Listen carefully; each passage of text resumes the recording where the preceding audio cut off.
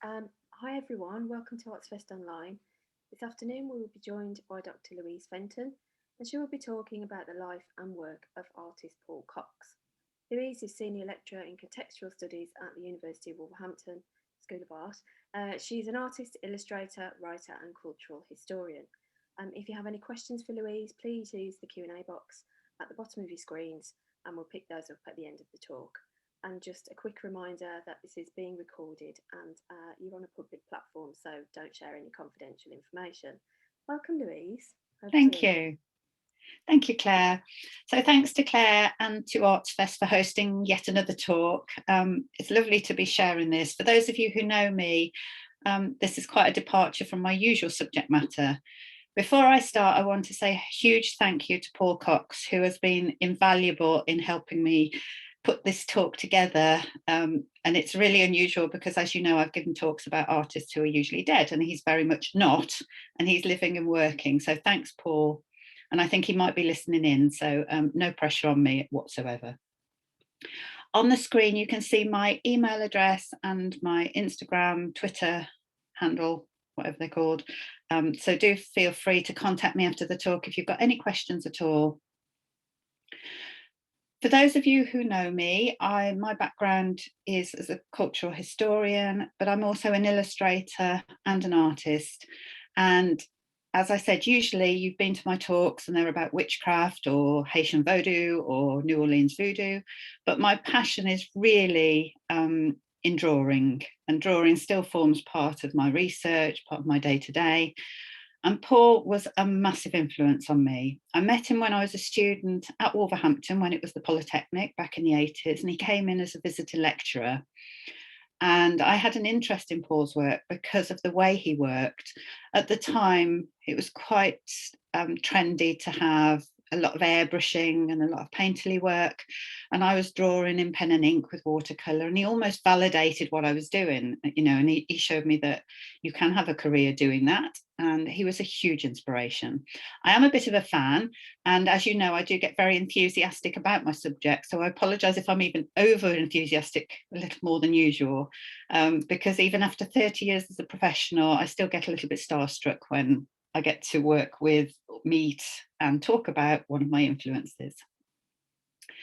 So the talk this evening will start with a brief biography. I'm not going too much into Paul's life. I think that will unfold through his work anyway. I will discuss some of his influences and then I'll move on to his work. And I have to say, it's been really difficult to condense his career of nearly 40 years to date and thousands of pieces into this half-hour, 35-minute talk, but I've done the best I can. It's not in chronological order, it's more thematic, but it will give you an idea of the sort of things he's worked on and give you an overview of what he's done and the work of this prolific artist and illustrator and very enigmatic character. The work of Paul Cox is instantly recognisable. His images are bright, playful, rhythmic and timeless.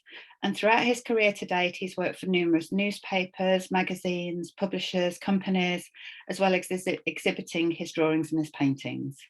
He does travel a lot, so his work is global.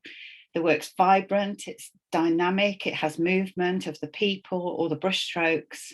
This is Paul's world, a world of stately homes, of vintage sports cars, of trouble-free days, of beautiful architecture, of people and of places. His work is very international, with scenes from around the world. Just to name some places: London, Britain as a whole, Europe, places such as Rome, France, Switzerland, Ireland, Denmark, Italy, Malta, Spain. And then further afield, there are images of New York, Nantucket, Jamaica, Costa Rica, and Belize. So let me take you through the enchanting illustrations and the career and work of Paul Cox. He was born in 1957 and is married with 2 children.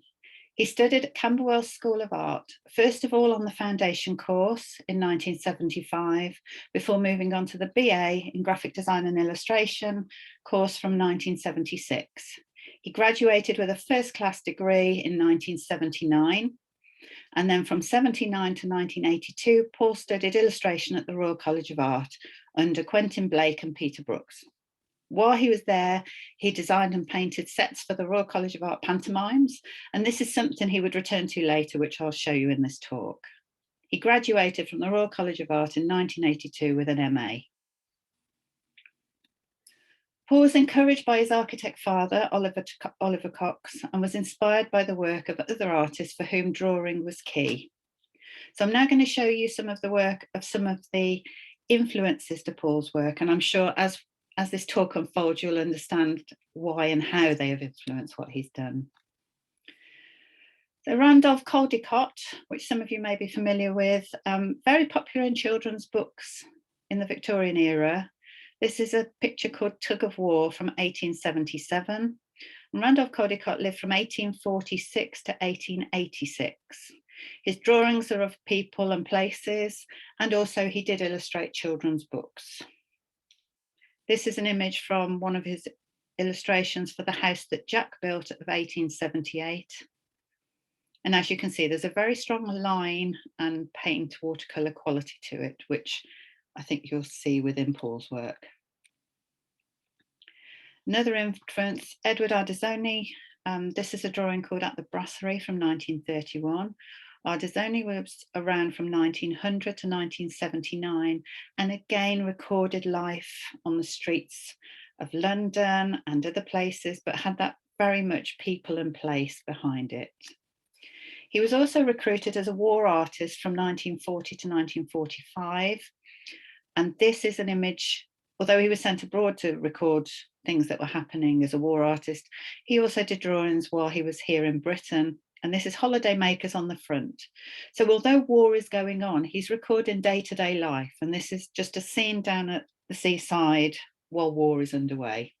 But he captured that essence of Britain and captured the feeling of the people. If you've noticed the character on the left with his flat cap and his suit and the children playing. So very much of time and place. Another influence is Paul Hogarth, one of my favourites. Paul Hogarth travelled and captured places and people with a very distinctive style. He did one of my favourite books. He went to all the places that Graham Greene wrote his novels and recorded those. Paul Hogarth lived from 1917 to 2001, has published numerous books. His work is widely seen on the internet, so if you do want to look at his, please do. This is a painting called The Gates of Fez from 1975. As well as the paintings, he also does a lot of drawings, and these are drawings from New York, which were dated 63 and 1964. And again, you get a real sense of place. The one on the left, he was in a park and he just kept drawing the people, just one after another. And he thought there would be, in his book, he noted that he thought there would be a lot of interest in what he was doing, and there really wasn't. So he just stayed there quite a while and just kept adding the people. And then the one on the right, I think it was a moneylender, if I recall right. But again, very much that streets of New York, Park of New York. Another influence is Felix Topolsky. Felix Topolsky lived from 1907 to 1989.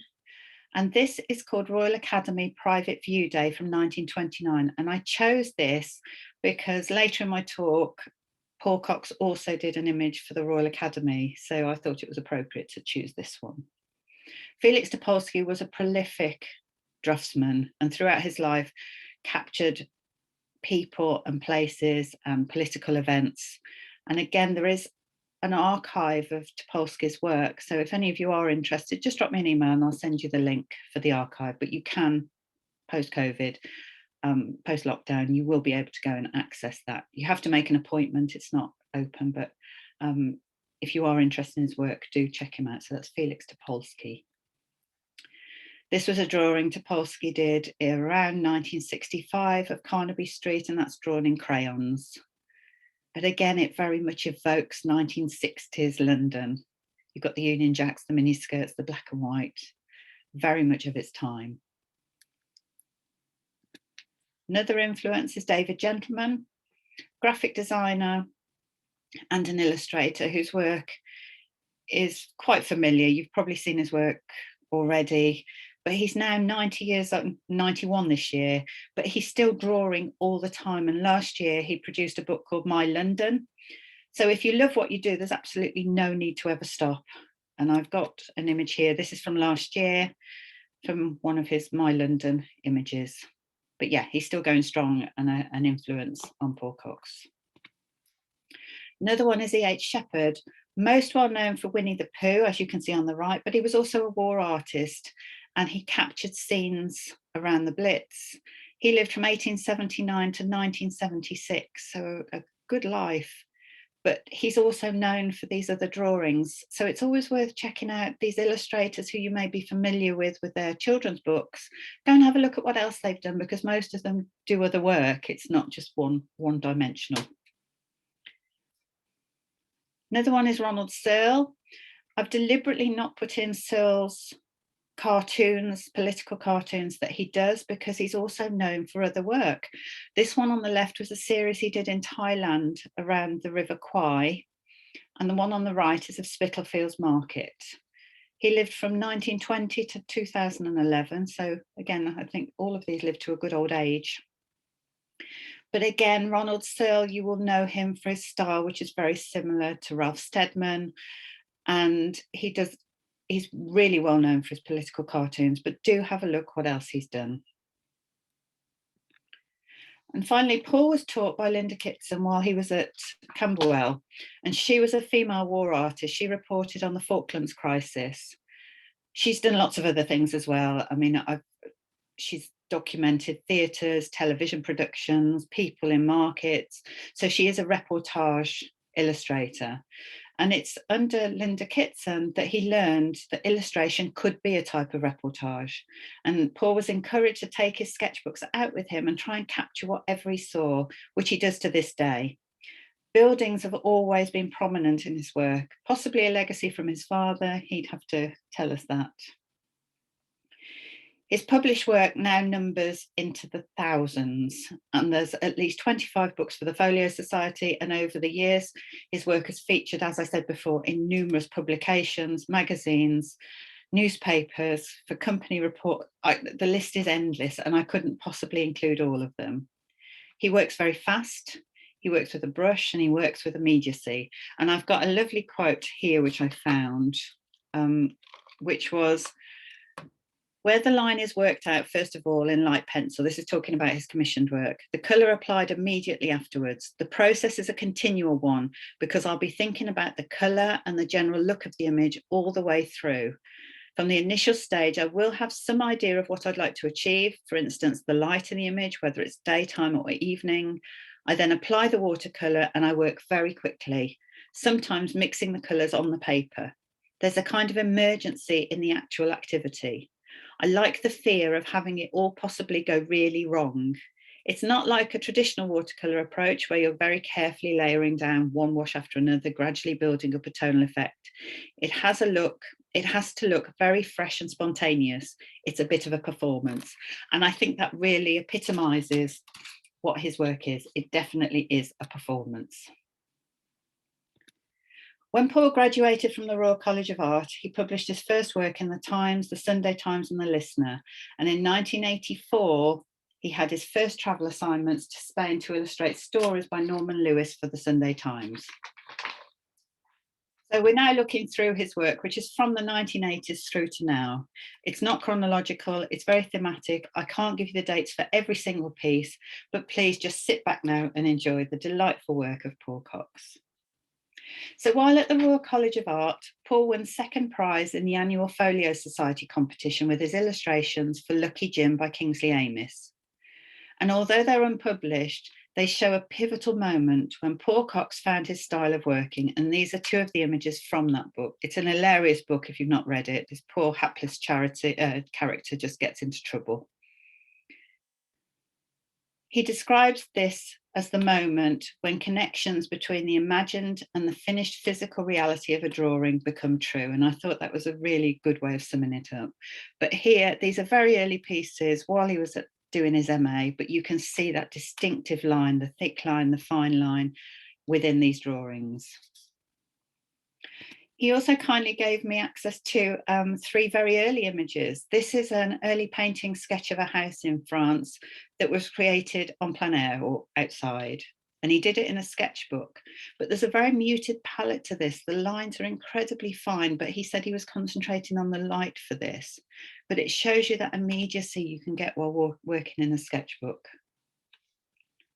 Here again, light is very important. You've got very strong tonal qualities, and this is a lithograph where he's experimenting with light and drawing on stone.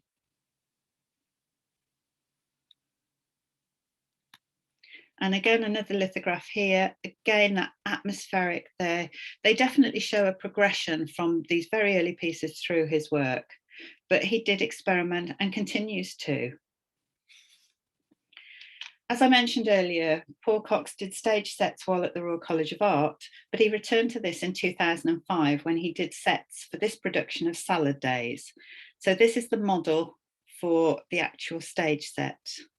And it really shows that his work can be produced at scale. And I'll show you the production now.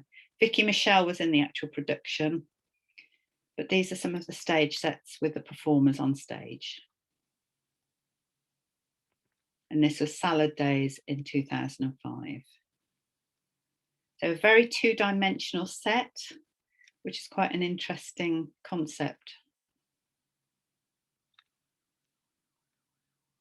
Again, you can see the actors and the sets. And Paul's work really did adapt well for the stage. Paul was a founder contributor to the influential Blueprint magazine, and he produced reportage illustration documenting international cities over a period from 1984 to 1989. There are also well-known reporters in this publication, such as Dan Cruikshank, and I'll now show you some of the spreads from Blueprint of the cities that Paul Cox illustrated. So here we have Jamaica. So these early ones are in black and white. So these are on the streets of Jamaica, and I think it's a cricket match in the top left. But you can see even in black and white, Paul Cox's work is still so lively and vibrant, and it has that immediacy and fluidity to it. And the use of the different lines, so you have the very thick lines near the front which highlight, and then it recedes with those thin lines. There's lots of white space left. And that was one tip he gave me as a student, which I always remember. I showed him some of my work and he said, oh, it would be nice if you let the paper come through. So thank you for that, Paul. Again, these are Battersea Power Station. So you can see how they look on the spreads. But they really document the place.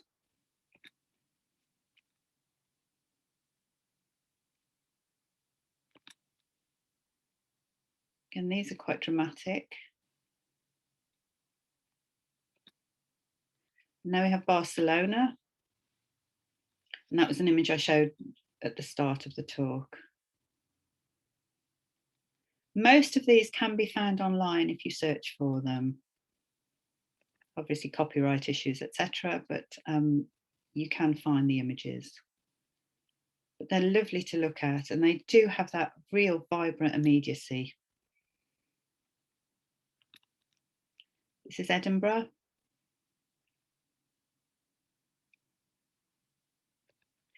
And I just want to say, we had a conversation, and I'll mention it again, but there was no internet at this time. So for those of you who are much younger than I am, there was no internet. So a lot of this had to come from the imagination. We didn't have Google Earth to work to back in the 80s and the early 90s. So we had to work from imagination. So all of these drawings that Paul's done are either from photographic reference, but usually he's outside. All of his work he tends to do from outside, actually observational. And I'll talk a little bit more about the importance of that when I get to his sketchbooks. Then there was a move to colour. So we have Dublin now. These are images from Dublin.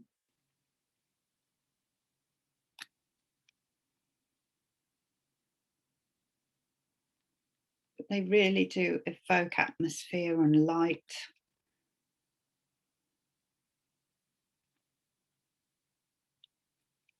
Now we're in Italy.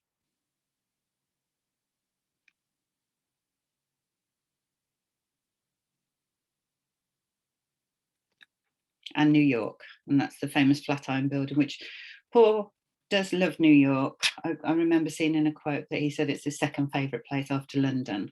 I don't know if that's true now, but at the time it was. But there are a few, he's done quite a few drawings of the Flatiron, and this is just one from blueprints. Night scene in Times Square. But again, if you've been to New York, it really does evoke that feeling of hustle and bustle and lights and noise and atmosphere. And then Brooklyn Bridge.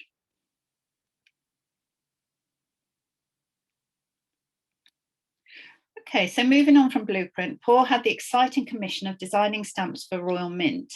And this was to commemorate and celebrate the 800th anniversary of the Lord Mayor Show in 1989. So what a lovely commission. So he went out and drew the parade, and then his work was put onto a series of stamps. You can see it was the 80s because it's only 20 pence a stamp, which we don't see now. And this is the presentation pack. And then the image I showed you previously, this one would have been on the back. So there you can see the 5 stamps that were issued as the presentation pack. And there's a sheet of stamps, that's a full sheet. But you can see the impact that these had. They're lovely, lively designs. And I think they're not so easy to get hold of now, but 20p a stamp would be lovely. In 1986, Paul was commissioned to draw the front cover of Radio Times. And back then, for those of you, like I said, who are a little bit older like me, the Radio Times was a huge publication, and it sold for key moments. It sold huge numbers because it was the only way of finding out what was going to be on the television. There was no menu on your TV or an internet to look at or any sort of Sky subscription or other service. So it was purely Radio Times, and this was the front cover. And also, as I said, Paul and I were talking earlier, and he pointed out that there was no Google Earth back then. This was imagined. He had to imagine this aerial viewpoint to be able to draw the Royal Albert Hall by looking down on it, but using his imagination and any references he could get. So life was a lot tougher as an illustrator back then, for those of you who are working now. So no Google Earth, but as you can see, a beautiful image, and that was front cover of the Radio Times. London appears in his drawings and commissioned work. On the left here, you see a pen and ink drawing of Admiralty Arch from 2012. That's just the ink drawing. So you've got the brush pen lines, which is what he uses. He uses a Japanese brush pen with a fine ink pen to do the fine work. And on the right from 1989, that was from Regis magazine, and that was called A Letter from London. There is a narrative in the work that Paul Cox builds this narrative. So all of his images have this narrative, and whether it's conscious or subconscious decision, it's there. So every image tells a story in some way. Again, this is Piccadilly Circus from 1996, and this was the front cover of the Evening Standard ES magazine. And Paul works, for those of you who want to know about how he works on Fabriano bright white paper, not watercolour paper, so it's very smooth. He uses inks, acrylic, India ink, brush pen and line, and then he colours with Winsor & Newton watercolour. And as I said in that quote earlier, he mixes the colours actually on the painting. So he would do the drawing outside, probably resting on his hip or on his lap, put all the black line in, and then go back to the studio to paint on afterwards. Paul's worked with Tim Heald, who's an author, and these are 2 images from Honourable Estates from 1992, which were published by Pavilion Books. And again, they do evoke that sense of time and place. Showing people and architecture again, the 9th Duke and Duchess of Devonshire take tea with their family at Chatsworth, and that was in 2012 for Tufts magazine. This was an ad for Givenchy, a Christmas scene from 1998. I'm going to pause and be quiet every now and again so you can actually look at the image. This is one of my personal favourites. This is called Venice, Find Your Niche in an Overseas Paradise from 2012. And that was the front cover of International Living magazine.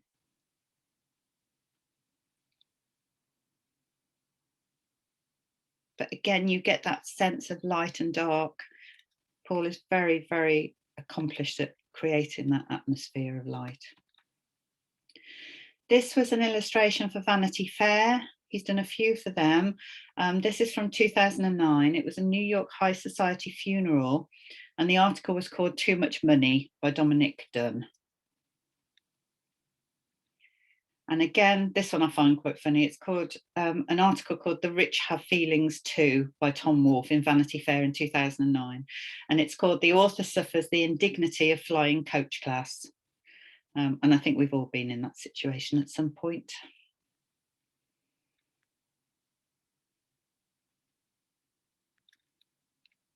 And this was also for the same article, The Rich Have Feelings Too, and this is the Author Board's Gulfstream 5.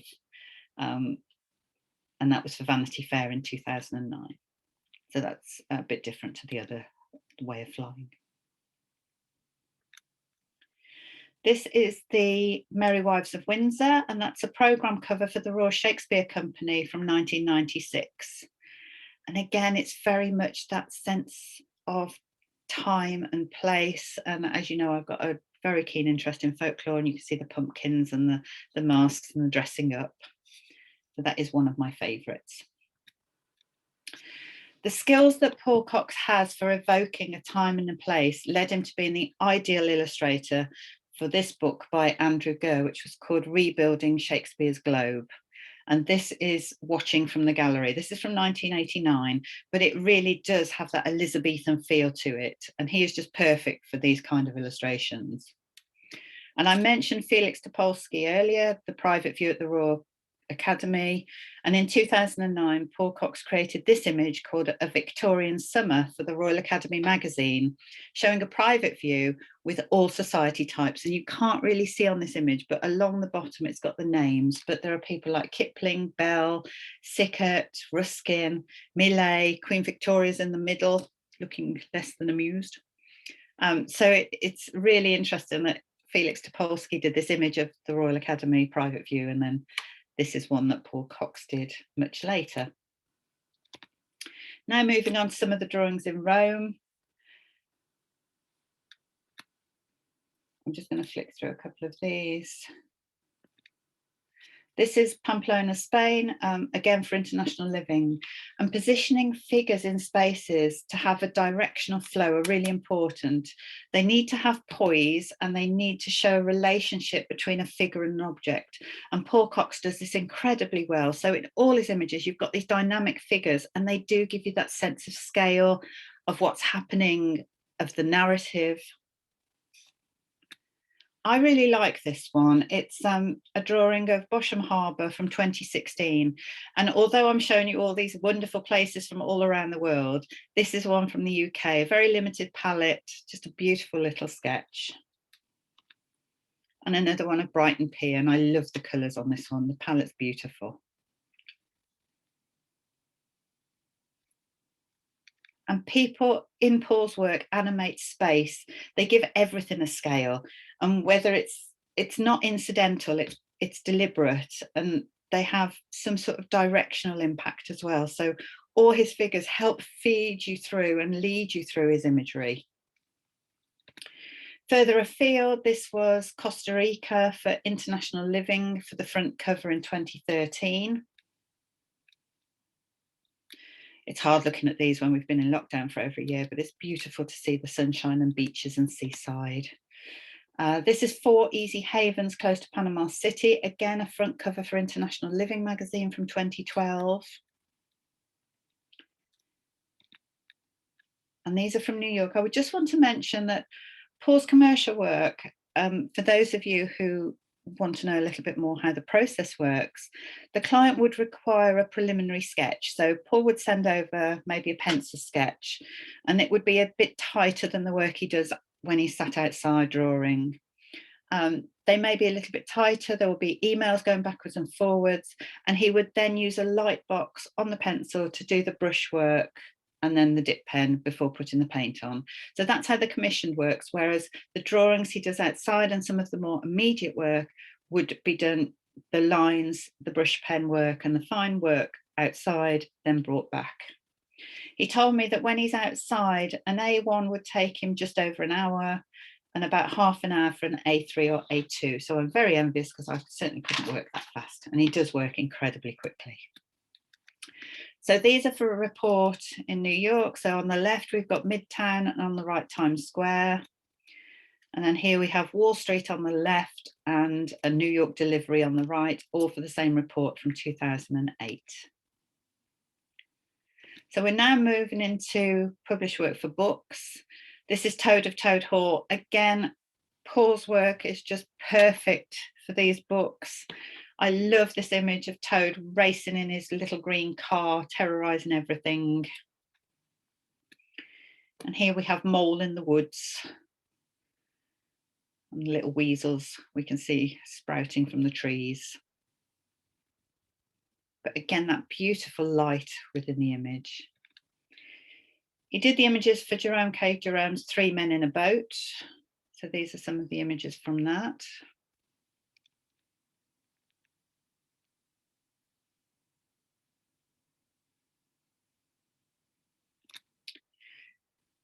And as I said, Paul Cox has illustrated over 25 books for the Folio Society. His distinctive style is so well suited for P.G. Woodhouse's work. And here are just a selection of the images. So the Folio Society did publish these one at a time. They've also done the box sets of maybe 6 titles, but I think there are over about 25 in total. But Paul's work is just perfect. So the covers are in colour. There are then some colour images, but some are in black and white.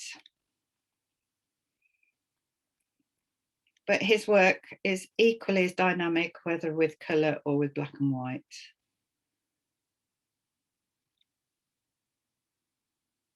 And I talked about the narrative, I've talked about the figures being dynamic and the brush strokes being dynamic. And I think these just epitomise what it is I'm trying to explain.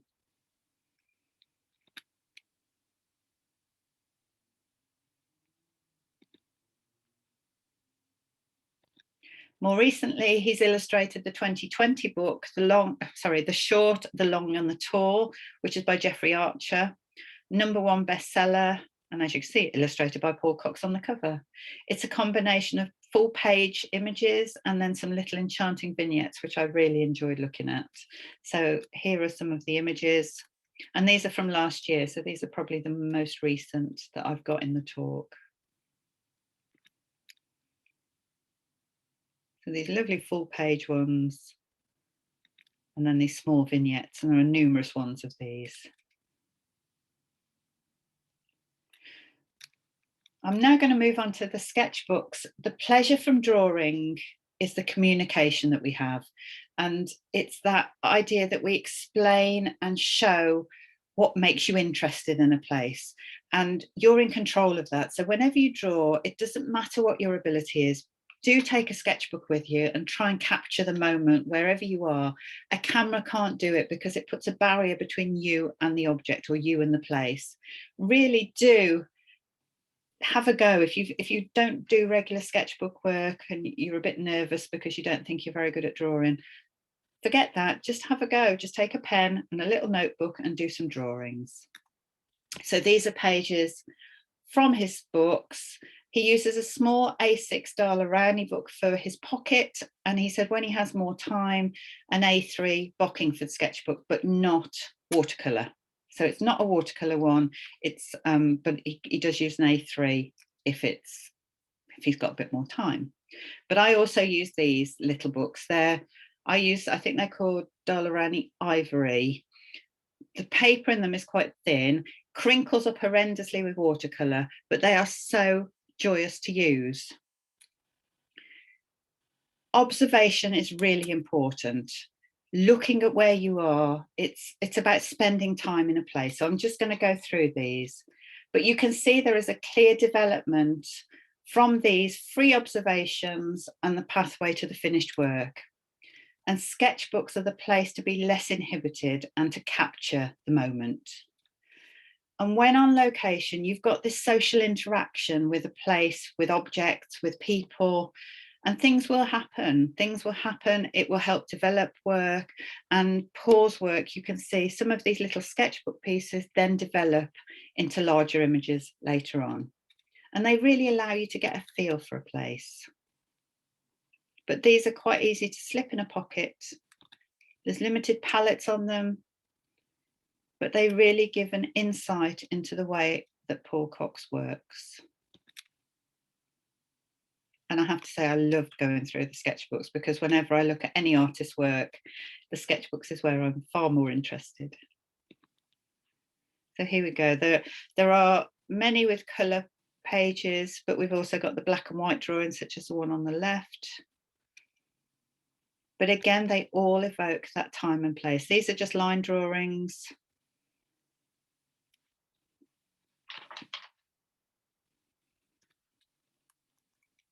Again, you see the distinctive brush pen and fine pen, but very much evoking a place and people and a narrative.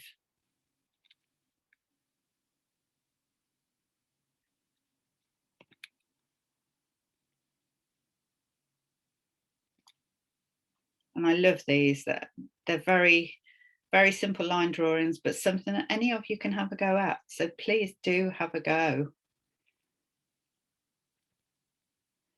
And I'm going to quote something that Paul said to me, was that rhythm in drawing is the same as playing an instrument, that fluidity and speed of hand and eye coordination, it's a skill that requires practice, as you would with an instrument. So do practice, do keep drawing, because you do get more confident. And again, you can see these images and how they relate to some of the larger scale works that I've just shown you previously.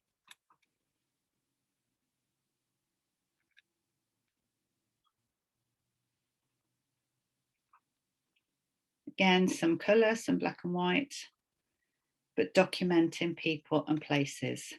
I like these aeroplane ones. Again, you could see in the ones I've just shown you from Vanity Fair, the relationship between them.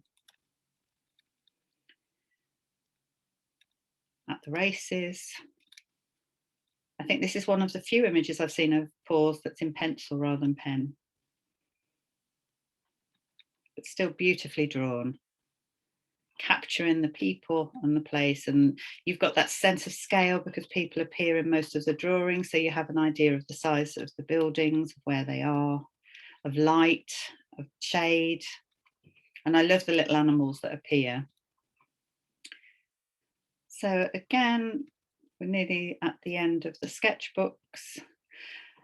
And so by looking, you understand things, how things are and how they work. And this implants it in your visual memory, and that will help develop work. So finally, the man himself. This is from a newspaper article, I think it was in the Times from 2014. This is Paul on location with a crowd of very interested youngsters. But you can see the size of the paper he's working on. He's got the pen in his hand. And here he is in Rome. And again, you can see the black line that he's working with. He's on location. This is on his lap, so that's what he's working. This one, if you look on the left, this is the actual drawing that he's doing on his lap on the right. And he informs me that the young girl that's lying down in the grass is his daughter. So she's got a starring role in this image. But it's lovely to see the finished image and to see where he's actually doing the drawing. So you can see that relationship between the two. Well, I've got to say, it's been my absolute pleasure and delight to delve into the life, career and work of Paul Cox. And I hope you've enjoyed it as much as I have. And now, are there any questions? Okay, we've got a question from Colin. He says, the fluidity of paint strokes and line are inspiring. I finished my MA in illustration recently and started working in plein air to develop my drawing skills, and it really makes a difference.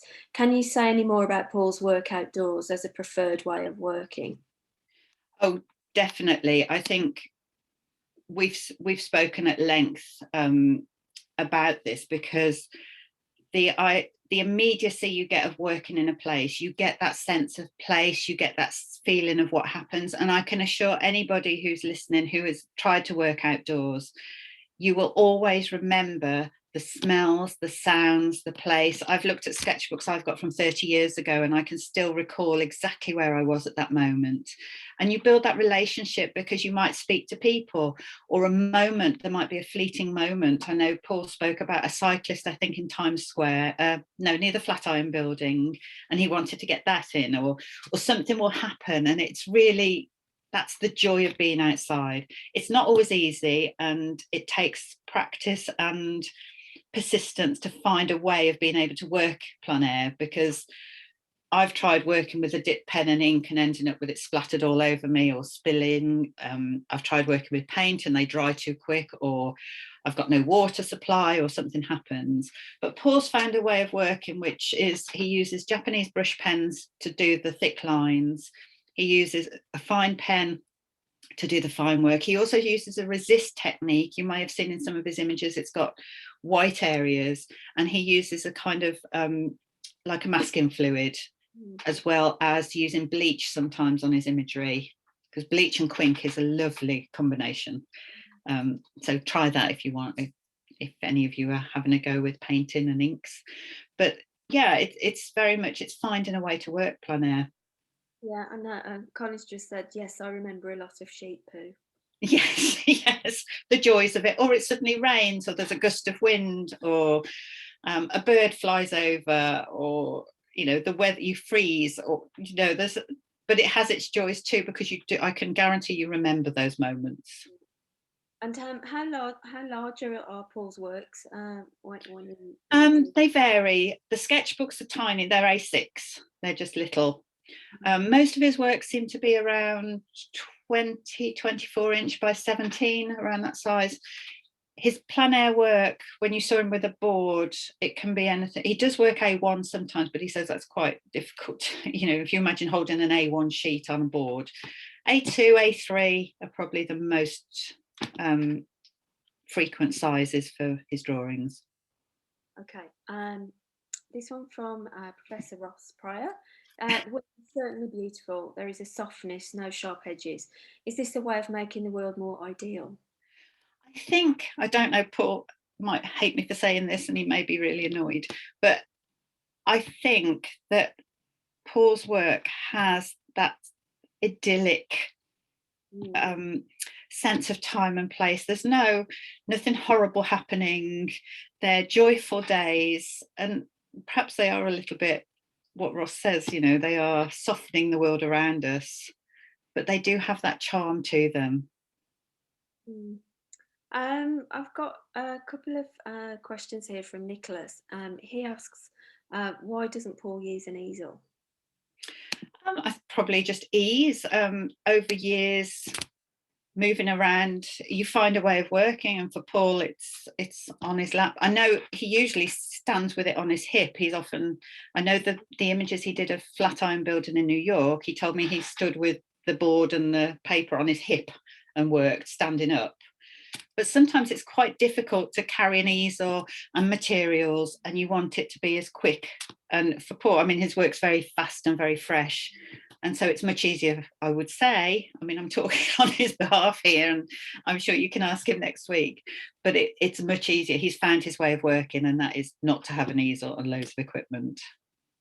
Okay. And one again from Colin. I use excuse my pronunciation here, a Feude de Malin pen.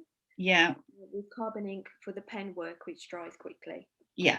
I think we all find a way. We all find pens we like. I tend to use, I've got 2 or 3 different ones that I use for very fine ink work. But, some people are happy to take a dip pen and ink, but I'm a bit clumsy and I know it would be a disaster. So. Me too. And Nicholas asks, can you do a talk on Paul Hogarth? Well, I haven't, but yes, I could. I think all of the ones that Paul Cox has mentioned as an influence are very interesting to me. Paul Hogarth, I've read a lot, and he is one of my favourites. So maybe we will need to do that one. That concludes the questions, Louise. Okay, so I just would like to say again, so we're doing In Conversation, me with Paul Cox, next Thursday, the 27th of May at 5:30 p.m. Yeah. We will have those. Well, thanks, Louise, for that fascinating insight into Paul's career. And it's just a really nice preempt, isn't it, to next week? Yeah. I'm really looking forward to it, like I say. So coming up tomorrow at 7:30 p.m, we have a book launch with Black country writer R.M. Francis. You can book that and Louise's event next week for free on Eventbrite. Thanks for watching. I'll see you all soon. Thanks, everybody. Good night. Bye-bye.